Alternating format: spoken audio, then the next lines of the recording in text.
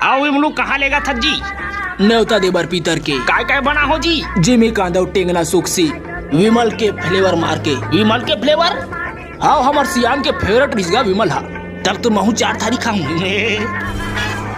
कौन हो जी? पीतर ने होता है विमलू घर। सब घर चल दूं फिर विमलू घर नहीं जाओ भाई में। काबर जी? मिर्चक जगह विमला डालते भाई ये मन पूरा मोर पाचन तंत्र बिगड़ गया भाई। स्कूल में हर घंटा मोला गुरुजी कर इसने करे लग गया थी। पीतर खवाए बरला संगवारी मन लाया कहीं आने रिस घर में ले देख भजियल बनाए हो।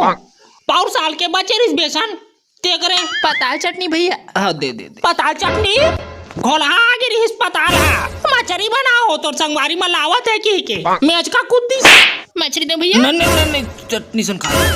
चुपचाप रहना हो दाई। ठीक है भाई ठीक है चुपचाप रहो रे मेरे। काले काले काले बस यहाँ बेसन के भजिया ला खा ले। भजिया भैया मत बहनी मुहूरे लागे वो।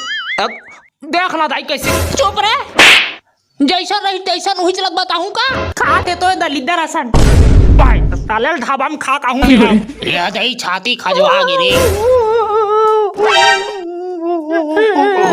और रोटी बेटा नहीं पेट भर गए सर गए बाचें दादा। कैसे